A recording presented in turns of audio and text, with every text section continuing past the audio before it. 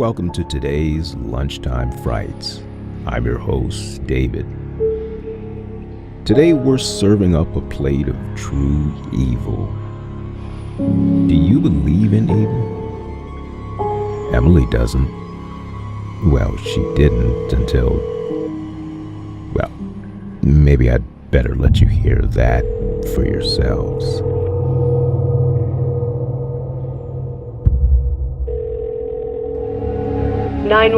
What's your emergency? Oh my God, you have to hurry! Calm down, ma'am. What's wrong? They've got Austin! I'm sorry? Austin! The baby! There's somebody in the basement! And they have the baby!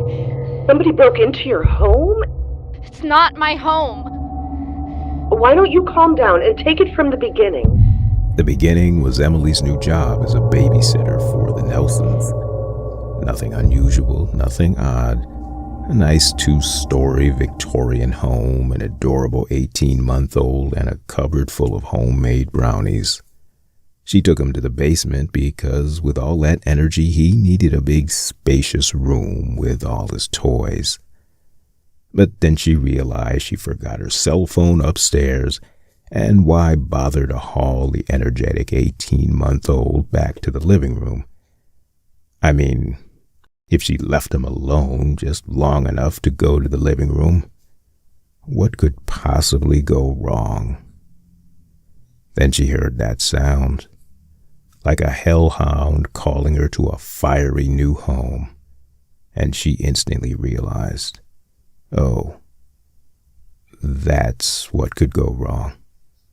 So this hum you heard, was it an animal? No, not a hum. More like a howl. A human voice. A person.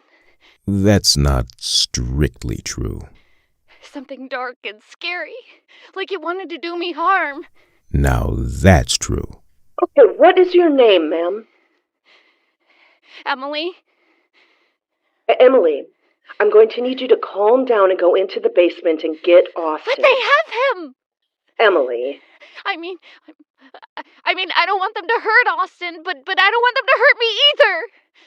Emily, listen to me. There is nobody in the basement. That hum you heard? I told you, it wasn't a hum. It was somebody howling. Somebody evil. Okay, whatever you think you heard, it was nothing to be afraid of. It sounds like a gas leak in the furnace. Are you sure? Because it really sounded... I'm sure. Right now, I'm going to need you to be brave and go get Austin. He's in danger of exposure to gas. I could send somebody over, but by the time they get there, it would be too late. Oh my God, you're telling me Austin is... Austin is going to be fine as long as you calm down, go into the basement, and get him in the next 5 minutes. You can do this, Emily. Are you sure that was a hum? Coming from a gas leak? Because it sounded really A lot scary. of people make that mistake. Just open the door and go into the basement. It sounded like it was calling a name. Sorry? The voice. Oh, calm down, Emily. Like some kind of Italian name or something. Just keep walking into the basement. It scared me so much. I understand, Emily. Just keep walking. Where are you? I'm halfway down. Good job, Emily. And I'm hearing that voice again. Just ignore it and keep walking. It's saying something. That's okay. How's Austin doing? I can't see him yet. Okay. Just keep walking.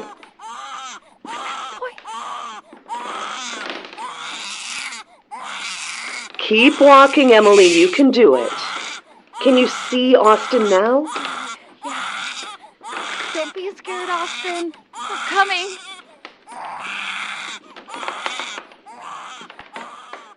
When she reached the bottom of the stairs, she threw her arms around the toddler in a flood of tears.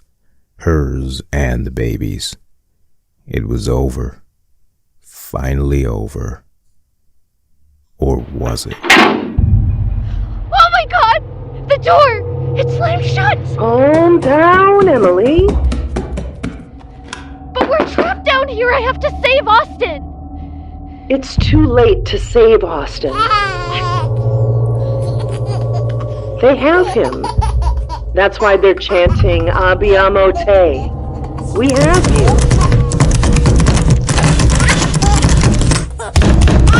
Yep, that's how it works. They get inside your soul and take the driver's seat. Then you're just a puppet for their bidding.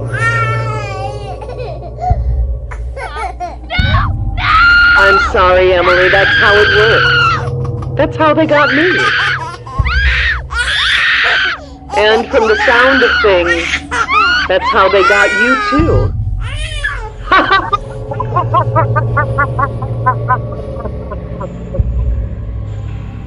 Thank you for joining us on today's Lunchtime Frights. Tanya Milojevic played Emily, and our 911 operator was played by Sarah Brody. I'm your host, David Copper. For more tales of terror or stories from other genres, you can find us at coppervox.com. We'll catch you next week, so you better run fast.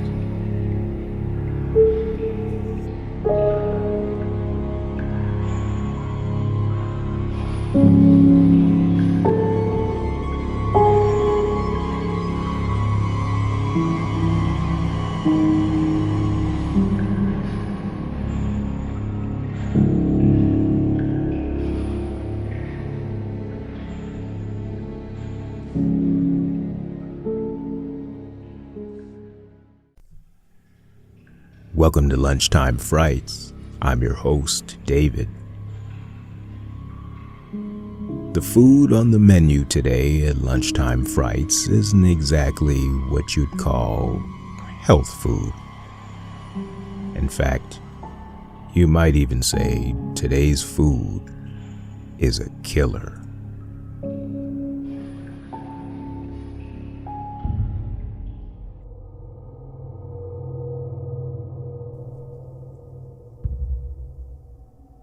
There is a problem with Cabin 12.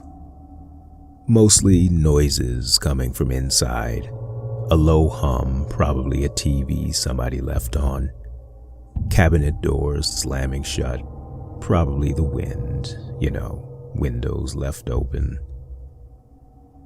And it's your job to take care of it, because that's what happens when you wind up with a crappy job like assistant camp director at Camp Kichiyami.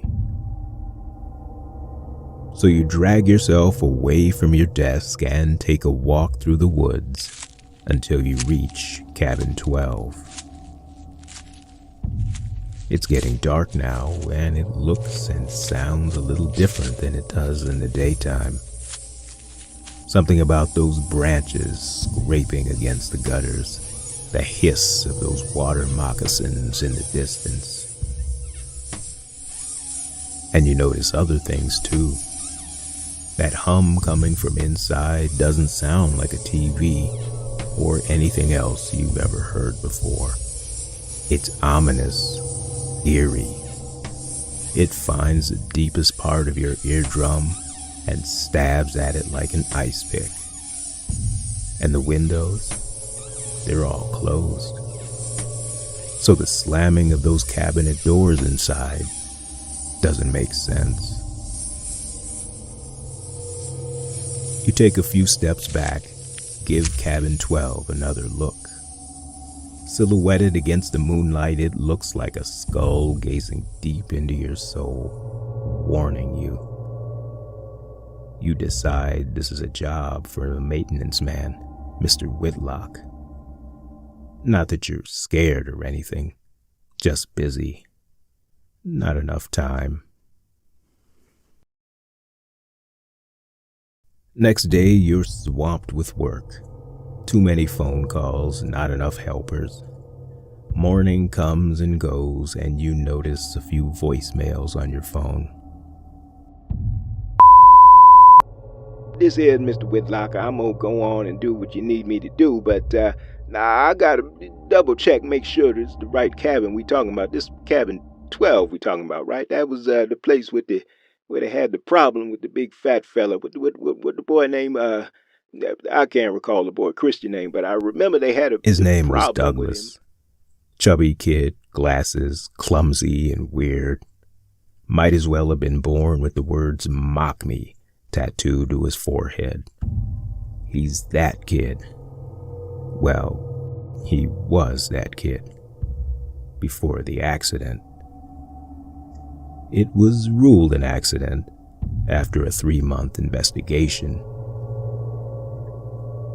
Just a couple of dopey kids bullying the fat kid, shoving food down his throat and teasing him.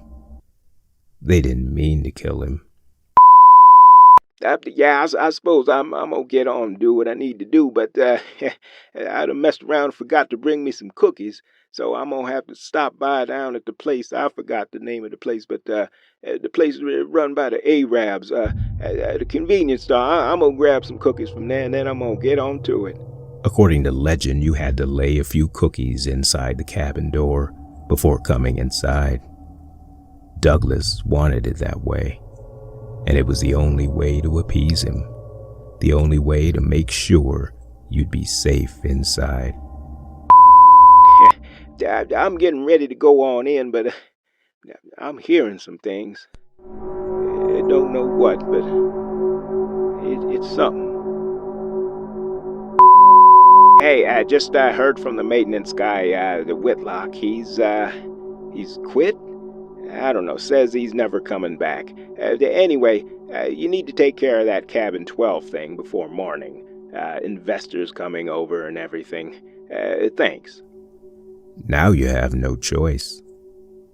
You tell yourself it's crazy to believe in ghosts or whatever it is that supposedly haunts cabin 12. Nothing to be afraid of. But you stop by the convenience store for a pack of cookies anyway.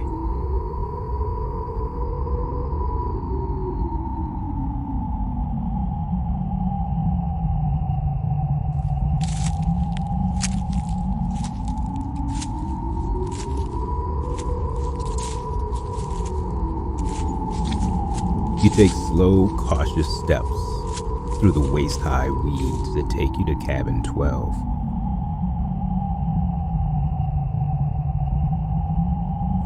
The wind is howling, the moon hangs high and angry above the cabin, highlighting your path forward.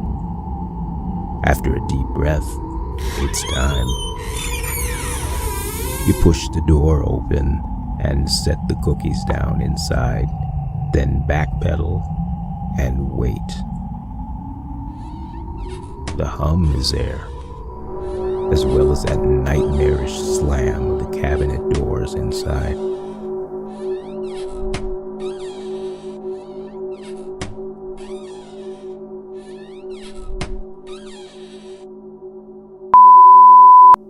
You nearly leap from your skin when your phone beeps. A text from an unknown number. How are you? Probably a scammer or something. Best to just ignore it and step inside. Inside, the cabin seems almost claustrophobically tiny, as if it could crush you, choke the life out of you. But you take a step inside anyway. You crush something under your foot. The cookies. With a laugh, you pick up the mess under your foot and toss it in the wastebasket across the room. Another text. Those were my cookies. This is getting weird. The cabinet door slams shut and opens again. You see what's inside. It's full of cookies, brownies, candy bars, and a glow. Another text, all caps this time. Those were my cookies.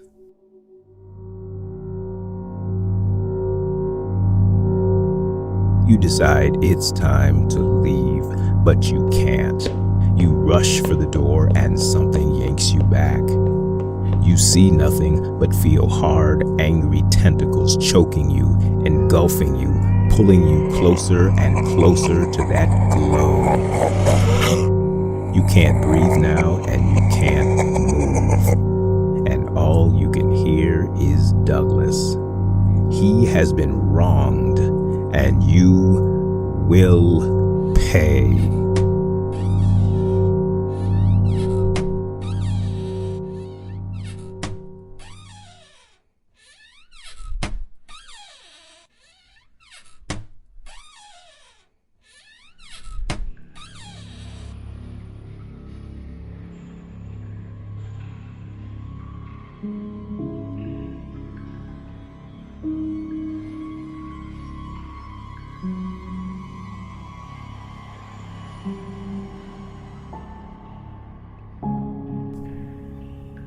Thank you for joining us on Lunchtime Frights.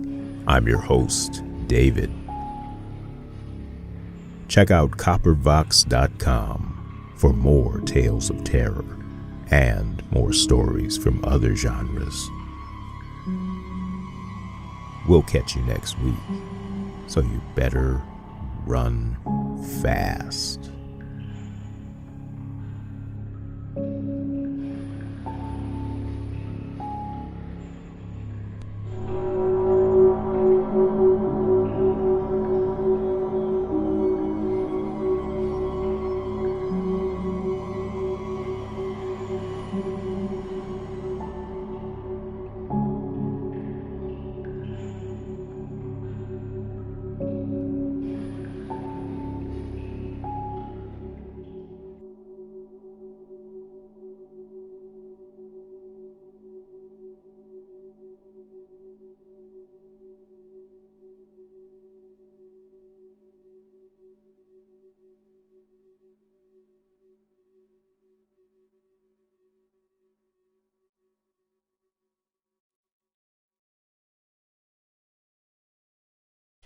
They are coming.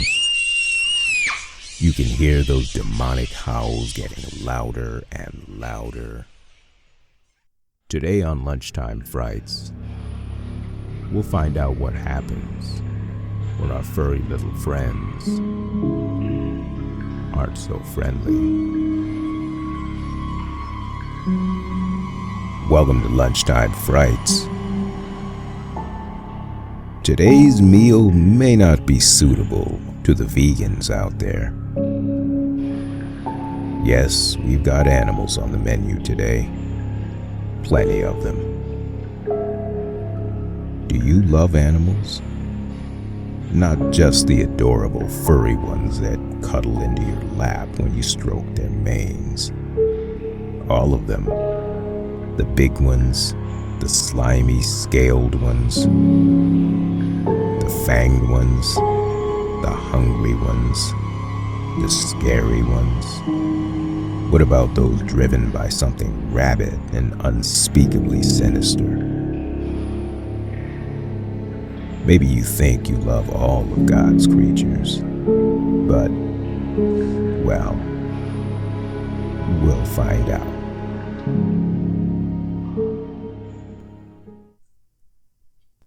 It's dark out, scary and eerie and weird.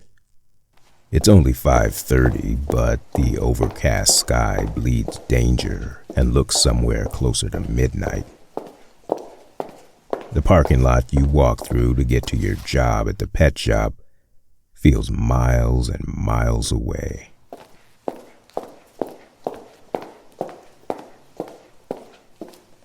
You like your job because you like animals.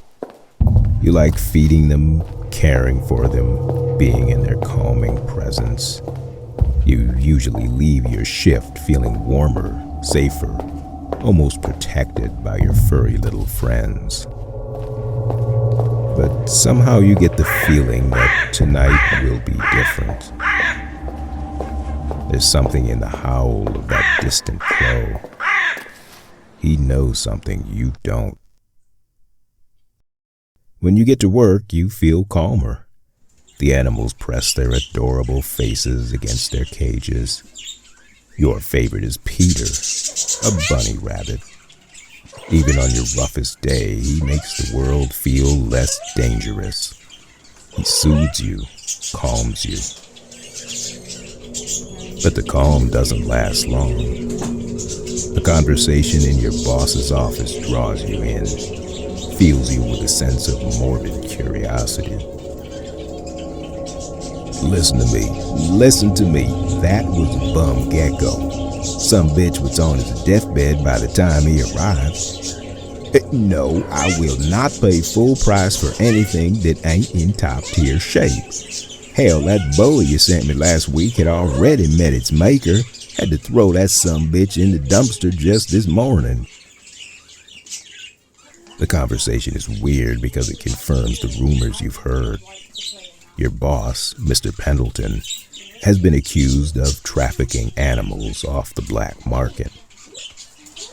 Animals that have been abused, exploited, tortured, and why not? They're cheaper that way. The conversation makes you sick to your stomach, so you walk away. You think maybe you should do something, contact somebody, but that would be scary. And you don't like scary things. It's later now, almost closing time. You're alone and ready to feed everybody for the last time, then go home. But something keeps nagging at you. That conversation. Was there really a dead boa constrictor in the dumpster? Your curiosity gets the better of you, and you go and check. You lift the dumpster's lid. It's too dark to see anything, so you lean in close. Nothing but cardboard. Something underneath. Probably nothing. You lift the cardboard away slowly and feel something slimy against your hand. You pull your hand away. A pair of eyes light up like fireflies. And you hear a tongue flick out, brushing against your hand. You turn and run inside. Catching your breath, you call for your boss. And you hear nothing. But you see something on the cashier's counter. A note. Oh, sorry, I had to take off early. Need to see a man about a gerbil. We'll talk tomorrow. The place is quiet, not calm anymore. And it feels like you will never, ever feel calm again. Looking over the animals, something feels weird. The quiet doesn't make sense. Why aren't they hissing or barking or meowing? What is going on? You step to the center of the shop, between all the cages, looking over them. They seem withdrawn, no longer your friends. After a deep breath, you tell yourself this can't be real. Even Kirby, your favorite, that adorable little hamster. You walk up to him, open his cage and reach out to pet him. But his eyes, they're glowing, just like the dead snake. He lunges at your neck and just misses you. You look around, panicked, terrified, shaking. He takes another lunge, and this time you swat him away. The place is alive with menace, howls and hisses. These are not animals. These are demons. And they want you dead.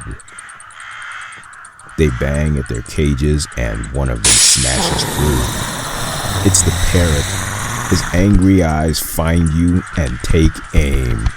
You duck just in time to avoid his beak at your jugular. Other cages snap open. You turn to find the parrot, waiting for him to take another deadly swoop. But where is he? He darts to the ceiling, his beak pointed at the light fixture above. He hits it and the shop goes black. When they reach you, you feel everything at once. Every claw, beak, fang, tentacle, and antler they carve into you slowly, savoring the torture they are bringing to you. And your frantic breaths go unheard into the dark night. And soon you feel nothing.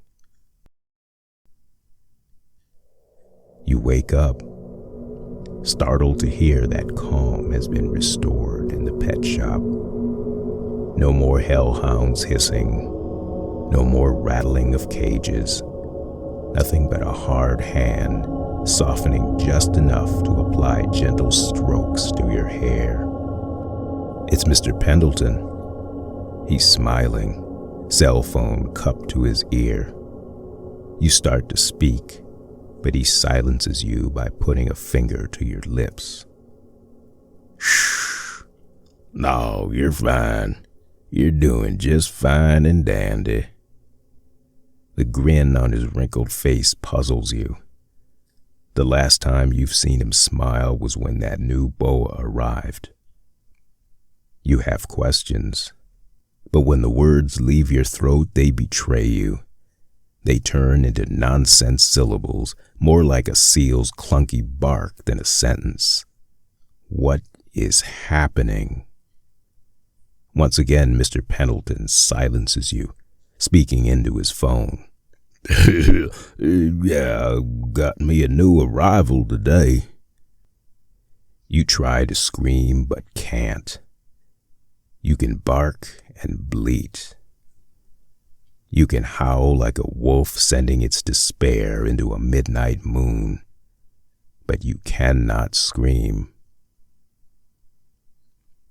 And his new arrival is adorable like a new day's dawn.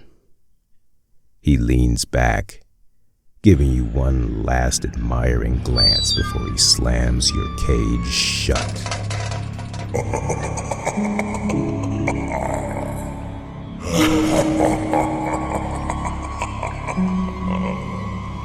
Thank you for joining us on today's Lunchtime Frights. I'm your host, David. Check out coppervox.com for more tales of terror and stories from other genres. We'll catch you next week, so you better run fast.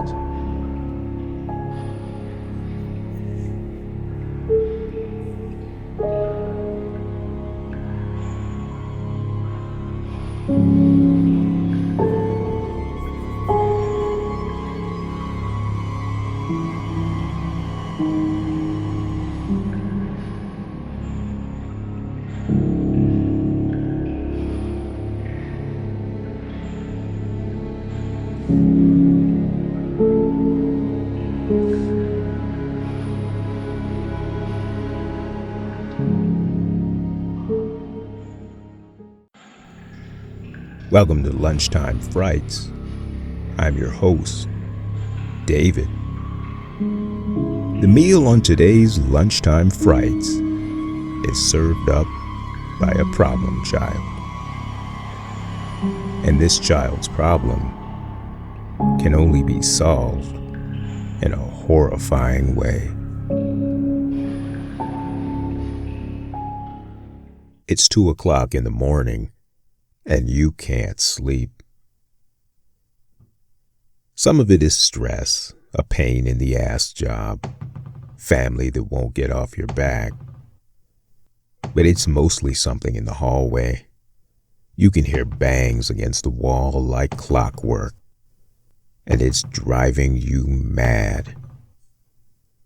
You throw on a robe, slippers, then stomp to the door. But before you get there, the gears in your mind start shifting, taking you to a place you do not want to go. What if it's somebody dangerous? Somebody luring you into the hallway? to scare you, rob you, or worse. You cup your ear to the door, give it a good listen, but the pounds just get louder. No more clues identifying the source. So you open the door, slowly.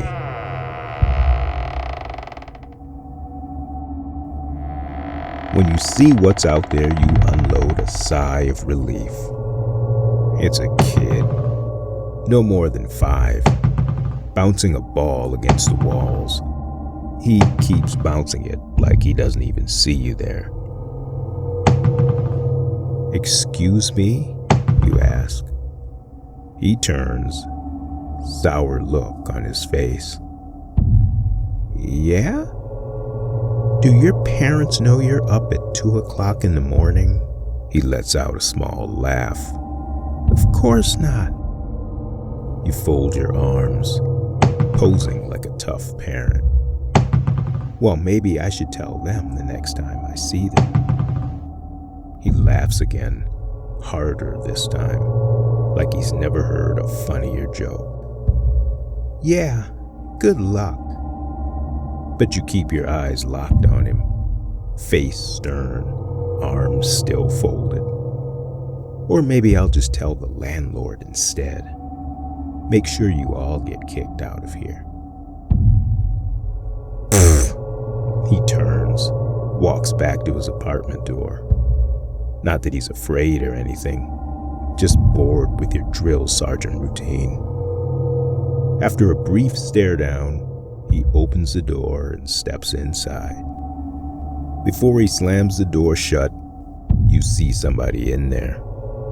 Somebody who turns to you in panic, eyes wide, face red. Somebody with a secret, a dark one.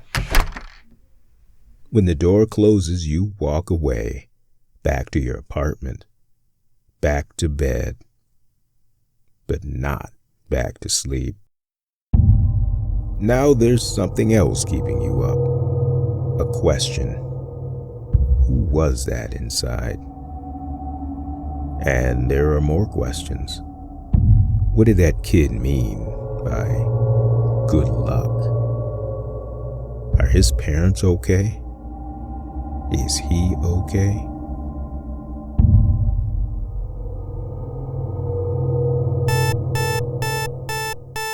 Time's up. You have to get to work and deal with coworkers and supervisors who do not care that you didn't get a wink of sleep last night. You sleepwalk into the shower, then throw on some clothes, unable to disentangle your mind from the questions about the family down the hallway. Who are they? What is going on in their apartment? Who is that kid? When you get to the hallway to leave for work, you hear a door open. And sure enough, it's somebody from the kid's apartment. In fact, as your eyes uncomfortably lock, you recognize his face. Even the look of panic is the same. But it fades quickly. Like an Oscar-winning actor playing a role, he addresses you with a polite neighbor's grin. "Morning." "Good morning," you answer, faking a smile and ready to take off. You go your way, he goes his. But before you reach the parking lot door, your curiosity snags you back, holds you in place. Against your better judgment, you turn and face him. He stops, gives you another smile. "Yes." "So, you struggle with the words. But if you don't spit this question out, it's going to be another rough night. A night of too many questions and not enough sleep. "I know this is none of my business, but..." "Yes?" "Are you okay with your kid being out like that? I mean, at 2 in the morning?" He's puzzled, like he doesn't understand the question. My kid? Yes, the kid. Last night. Bouncing the ball in the hallway. More confusion. That was your kid, right? I don't have a kid, he says, shrugging the question off, then leaving. Last night But he's gone now, stepping into the parking garage. Through the glass door, you can see him on his way to his car. And you can also hear something coming out of his apartment. A voice. A young voice. Crying for help. You've got some time before anybody can see you. Time enough to cup your ear to the door and find out. Somebody is in there. The kid. And he is not having a good time. You look up to see a set of angry eyes land on you. It's your neighbor seated in his car, giving you a glacial stare before he takes off. And you figure maybe it's time to let this become somebody else's problem, like the police. You make a phone call and tell them what you know, but there isn't much to tell. You saw a kid and a grown-up's worried face through a crack in the door, but that's it. When you talk to the landlord and the other neighbors, you hear the same story from them all. There is no kid, but there was once. Years ago, the couple that lived in there had a 5-year-old. Then came an accident. At least that's what the jury decided. There was speculation, crazy rumors, but nobody proved anything. This bewilders you. You saw the kid with your own eyes, heard his cries for help with your own ears. He's in there. He's in danger. And you know it. The next night is quiet. No ball bouncing in the hallway. But that doesn't help you sleep any better. You still need to know what is happening. You open the door, step into the hallway, creep toward your neighbor's door. Once again, you hear something. It's faint, hard to make out. So you press your ear against the door. Just like before, you hear voices. Grown-up voices this time. Heated, angry. The words are too far away, too muffled to make sense of. But you hear something about a kid and how he better shape up and stop telling lies. There's a tap on your shoulder. You turn, terrified. It's the kid, laughing at your panic. Catching your breath, you ask him, "Are you okay?" He grins. "I guess so. Is anybody hurting you?" He rolls his eyes. "Lady, if you want to know what's happening in there, just come in with me." You are frozen stiff. "You mean go inside? With you?" He nods. "Sure. Let me just check to make sure everything's okay." Before you can answer, he opens the door and steps inside. You think about how easy it would be to just go home, forget about all of this. You start to backpedal toward your apartment, eyes still locked on your neighbor's door. This might be a good time to make a dash for it, to get inside your apartment before somebody or something snags you into something you will never ever be able to forget. But just as you reach your apartment door, "Hey lady!" You turn. The kid is waving you forward. and you can't resist. You get to their doorway, and he reaches out a hand to guide you inside, like a parent offering a firm hand to a frightened child. He leads you inside, walking slowly. The place looks normal, an ordinary 3-bedroom apartment, but it's eerily quiet. "Where are your parents?" you ask. "They're gone." "In the middle of the night?" He doesn't answer. He turns to you, his eyes exploding with fear. This is a warning, a red flag announcing that you shouldn't be here, and neither should he. This would be a good time to leave. There's something spooky about this place, a presence. You spin around slowly, checking everything out. There's nobody here.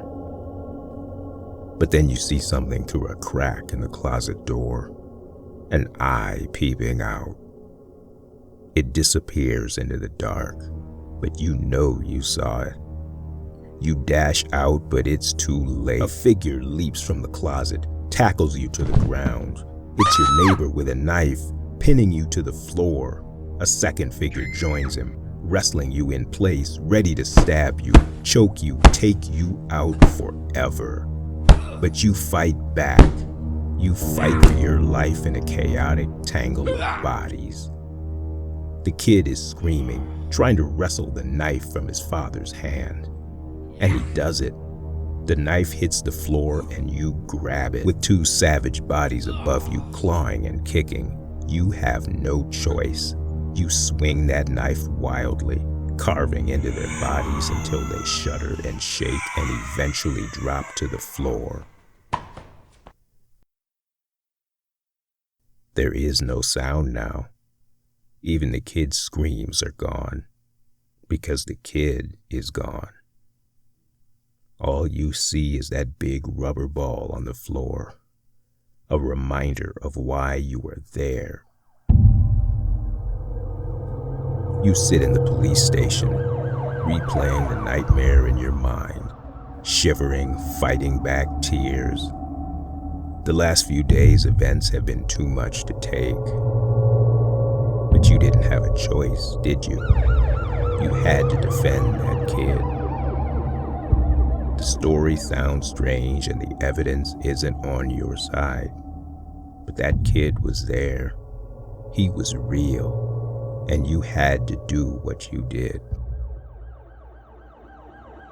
It's not like you barged into that couple's apartment and stabbed them to death to punish them for a murder they may or may not have committed. The kid was there. He was alive, and you were protecting him. At least, that's what you tell the police, right?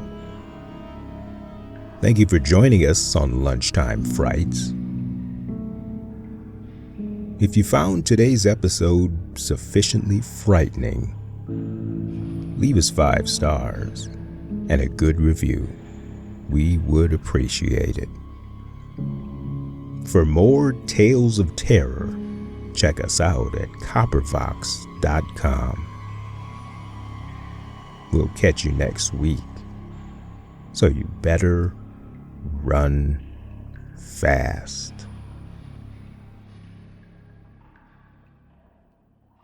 Welcome to Lunchtime Frights. I'm your host, David. On today's Lunchtime Frights, we serve up a tasty tale of revenge, with a side order of spine-tingling gore. Enjoy.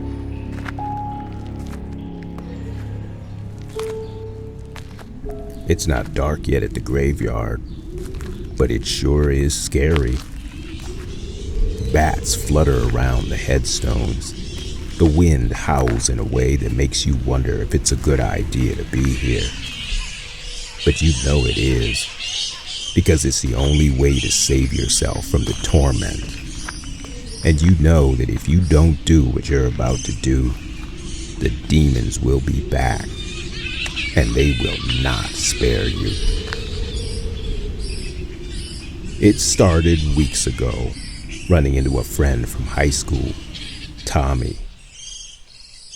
Dude, did you hear about what happened to Andy? You tell him you haven't, but when you learn that Andy died in a car accident, it doesn't surprise you. Because weird things have been happening this week. Footsteps outside of your home, taps on your window, objects in your house that seem to disappear then reappear for no reason. But most of all, it's those cries in the night, those screams. Those are Andy's screams. You'd know those screams anywhere. Because you and Tommy and your other friends made those screams happen on the regular. You teased him, laughed at his clothes, his glasses, and mostly those teeth. Sharp, oddly shaped, and oversized, they made him look like a vampire. It was hilarious at the time, but somehow it's not so funny anymore. When you think of those teeth, those nerdy glasses, those ill-fitting clothes, laughing is the last thing you want to do now. What you want to do now is lift whatever curse he's brought to you. Dude, here's the thing, Tommy says, jolting you out of your trance. Me and some of the guys are going to get together tomorrow night, talk about what we can do to, fix things. Tommy lifts his hand, points to his ring finger, and you instantly know what he's talking about. He's talking about the ring, the one you stole from him when you and the guys wanted to take a trip to Tijuana, but didn't have the money. It turned out that the ring had some value. It was a family heirloom given to Andy by his sweet, dying grandmother. Tommy walks off without saying a word, fading into the night like a criminal afraid of getting busted. You take off as well, get home quickly, and stare at the ceiling for hours when you should be sleeping. All night long, you hear something scraping against your back window, but you don't check it because you know who that is, and you know why he is here.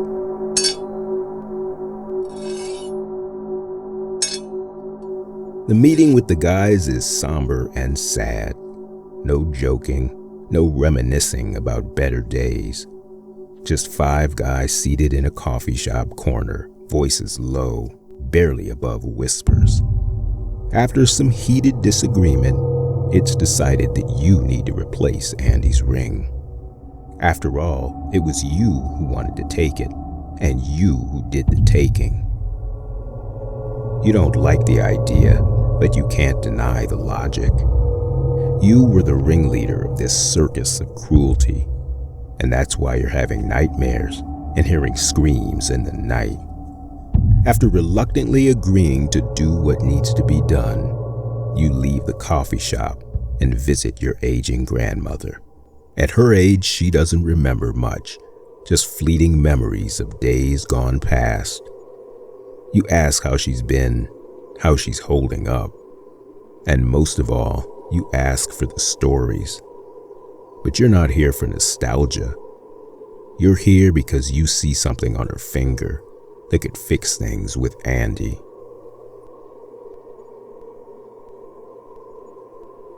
You ask if she wants something to drink, and she says yes, with eyes that have never been warmer. You make her a milkshake, something nice and thick. Thick enough that she won't notice a little bit of codeine. Not enough to harm her, but enough to help her drift into a nap. So she won't notice the ring slipping off her finger. 2 hours later, Grandma wakes up, feeling refreshed. Just as you're leaving, She has a question for you. Honey, did you see the ring in my kitchen? You give her a loving pat on the head. Tell her it's okay that her memory is failing. At her age, it's not that unusual. But she seems to remember your grandfather just fine. The way he dropped to a knee and proposed to her after a 12-hour graveyard shift as a janitor in a hospital. Your grandfather saved up for months. You block out the rest, because if you don't, you will never find the nerve to do what you do next.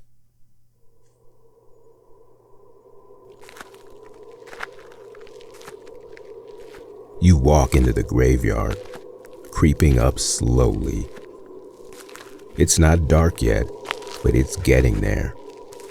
Your limbs are noodles, your eyes darting around, unsure of what might leap from the shadows.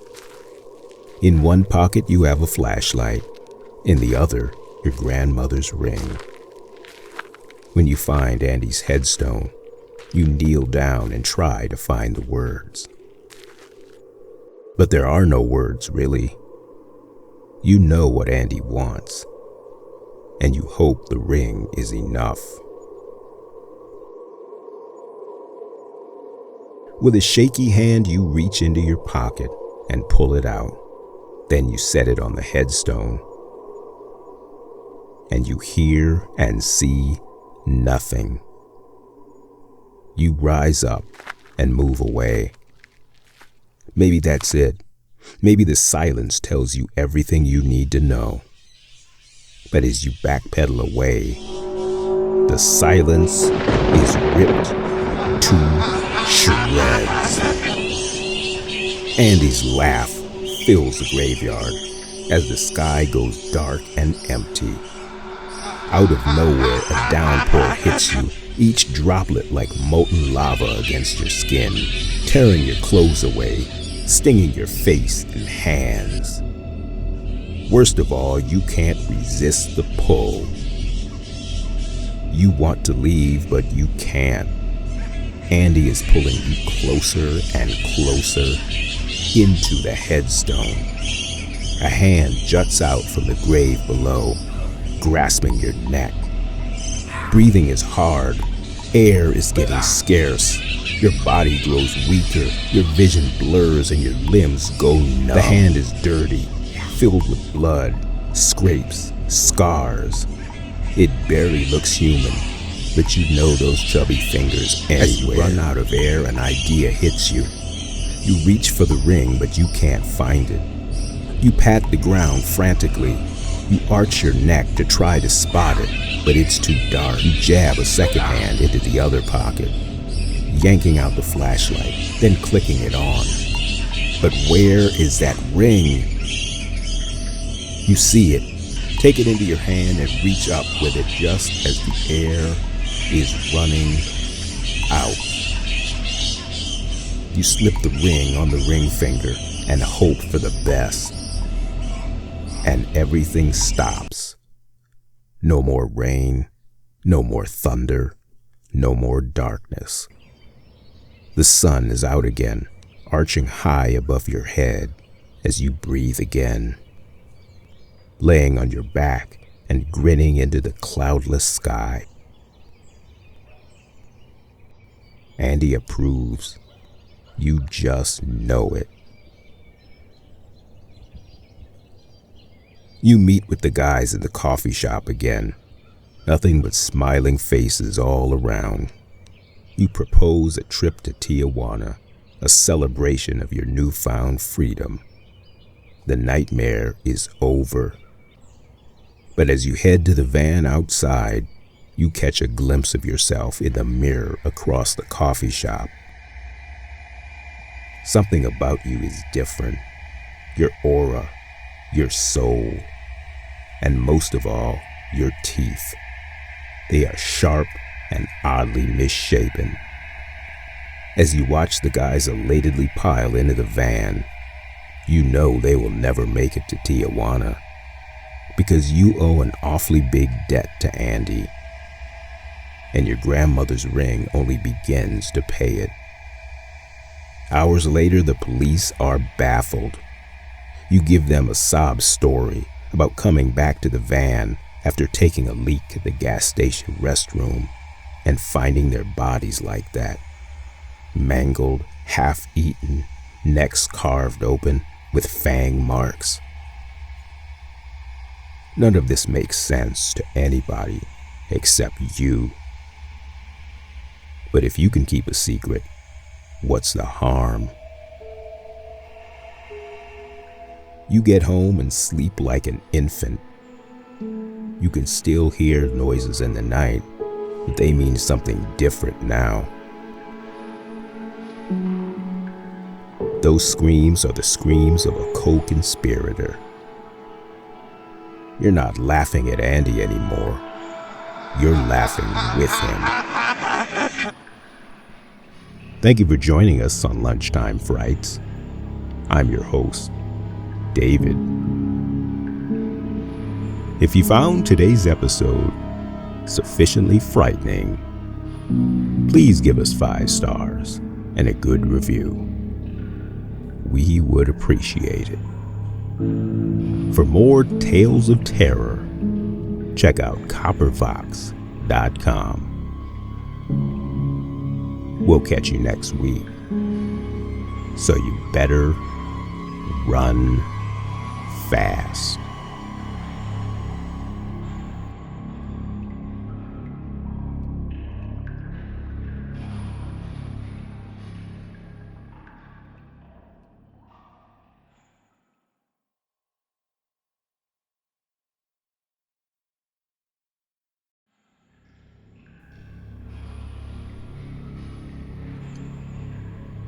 Welcome to Lunchtime Frights. I'm your host, David. On today's Lunchtime Frights, we learn what happens when you answer a text from a stranger. Spoilers, it isn't good news.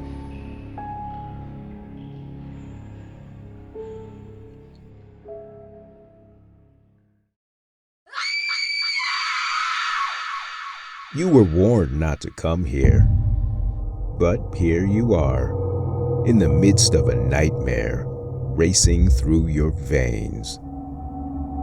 Blood is everywhere. Your hands, your face, your body.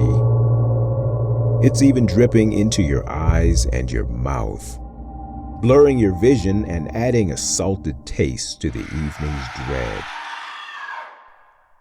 You hear screams echoing in the giant empty room you're in.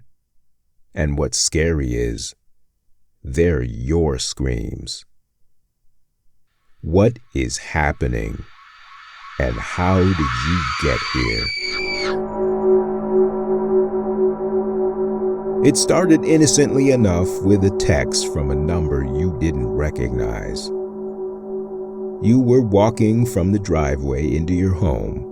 Another draining day at a job that demands too much and pays too little. And now this. Some idiot spammer sending you a text, asking you a stupid question. How would you like $500? The question is stupid because of course you would like $500. You could use it on rent, food that isn't ramen noodles, gas that lasts longer than a week. You could use it on a lot. But you don't think about the text anymore as you slump inside your home. Well, not until bedtime, when a second text appears with an address you don't recognize. Wait, didn't you report that last text as a spam? You go to sleep and dream about nothing but money. You wake up early, unable to sleep long with all the financial strain keeping your limbs trembling. You decide you need to make a phone call. You've called the number 1,000,000 times, but never like this. Never this desperate or hesitant. It won't be easy, but it needs to be done. Hello? Hey, Dad, how are you? Yeah, I can't complain. Hey, guys at the office, I got some Cubs tickets In the the other midst of day, all the and, chit-chat, you drift away, thinking about Dad's house, his palatial estate in Naperville, miles from the 2-bedroom apartment on the south side you grew up in. You picture the plush upholstery, the marble countertops, gleaming in a golden hue, the sofa on the hardwood floor. Everything. One day it will be yours. You just have to wait. Until... You okay? Dad's voice drags you back into the real world. Hey, you need help or anything? And just as you start to shove the uncomfortable words from your throat, you get another text. Same number, same message. Oh, nothing, Dad. Just saying hi. Okay. Yeah, see you soon. The address listed in the text is 1738 Parkwood Drive. Probably some kind of scam or a weird prank. But why not try it?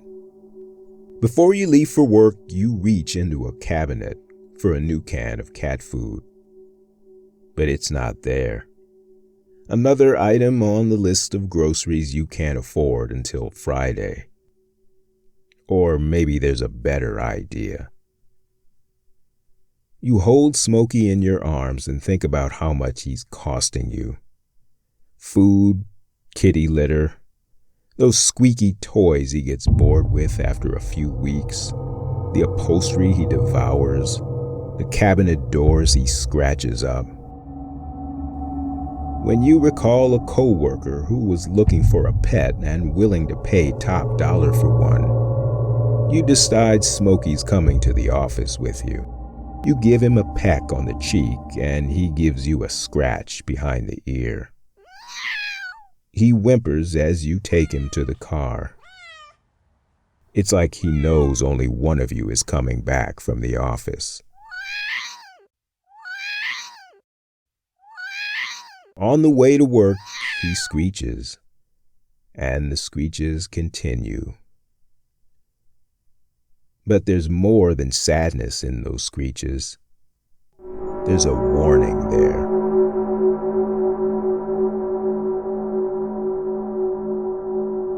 Another day of stress, tedium, and too much coffee. And when it's over, you go directly to the address in the text. You step out of your car and take a lengthy gaze around the block. Not quite a dangerous place, but you're happy the sun hasn't yet set. The houses are run down, mostly abandoned and barely upright. The house with the address is a modest A-frame, drab gray paint peeling from a crumbling exterior, dust-coated windows shattered, sidewalk littered with grime. The home is the only one on the block smothered in darkness, as if followed by a dark cloud above. You're not scared, just curious until you hear that laughter inside. You somehow know those cackles are aimed at you and nobody else. You creep to the door, notice it's half open. A big brown envelope inside, just sitting there, inviting itself into your life. Another text. The message reads, "It's all yours." What's the catch, you reply. The answer? Are you ready to roll the dice? Type yes or no. Without hesitation, you type yes. You bend to pick up the envelope, but your eyes and ears are hungry for more information. So you push the door open just enough to peep inside. Nothing but an empty living room, A cheap leather couch, its springs arching from its tattered cushions. A carpet covered with aluminum trays from half-eaten TV dinners.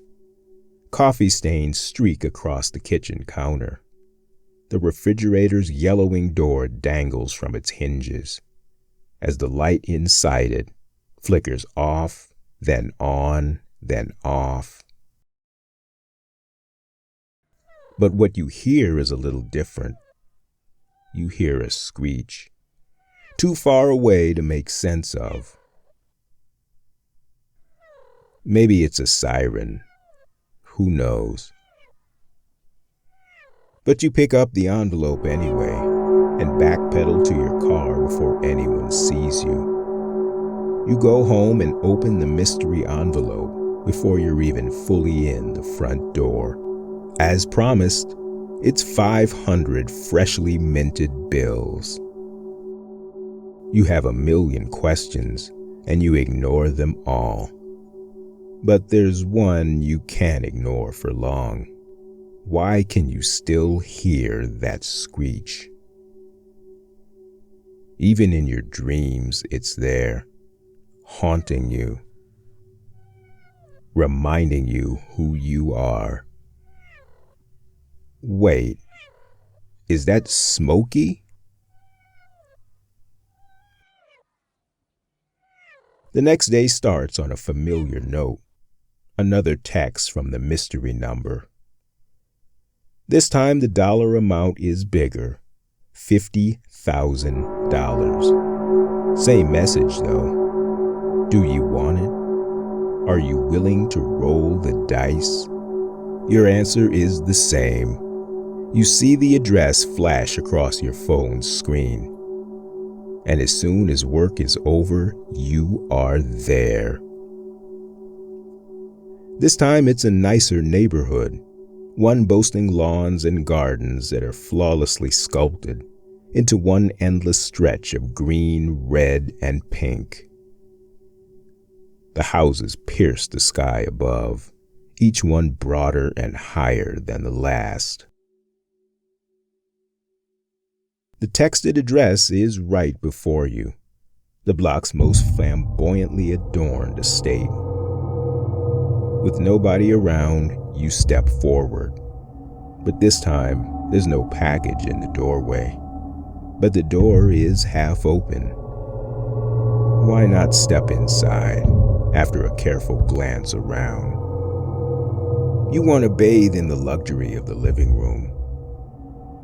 Its plush carpet, its otherworldly glow, its giant pillowed sofa, the way it invites you to take a seat.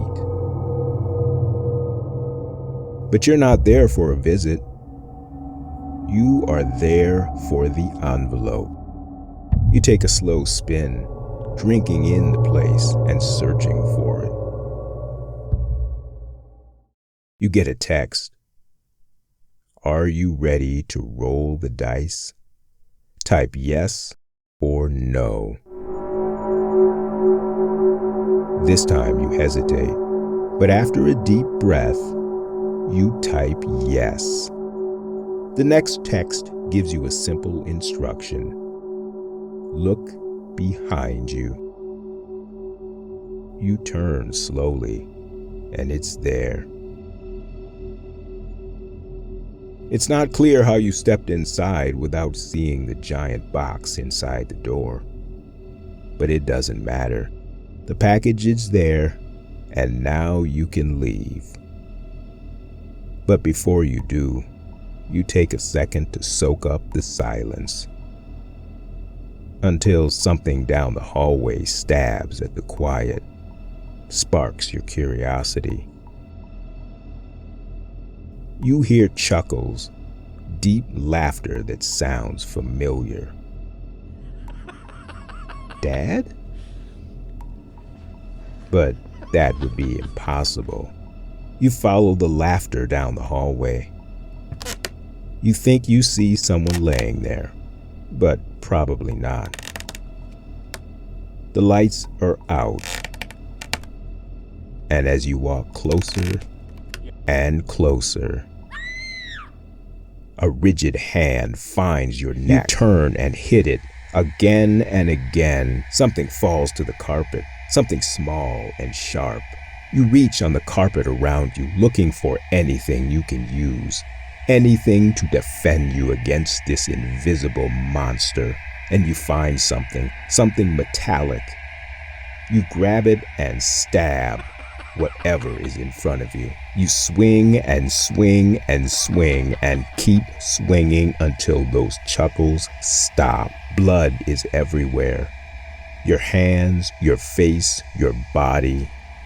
It's even dripping into your eyes and mouth, blurring your vision and adding a salted taste to the evening's dread. You hear screams echoing in the giant empty room you're in.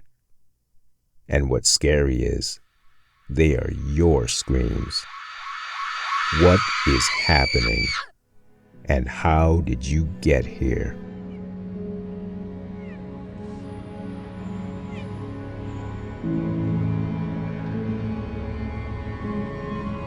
You're home now. After hours of cleaning, the blood is gone from your hands. But somehow you know the nightmare isn't over yet. You count the money for a third time, and somehow it still doesn't seem real. Maybe it isn't. Maybe the whole thing is just the weirdest dream you've ever had. You think about calling Dad, checking up on him, telling him about the dream, and making sure it was a dream. Making sure he's okay. But not tonight. Tonight you're staying far away from your phone.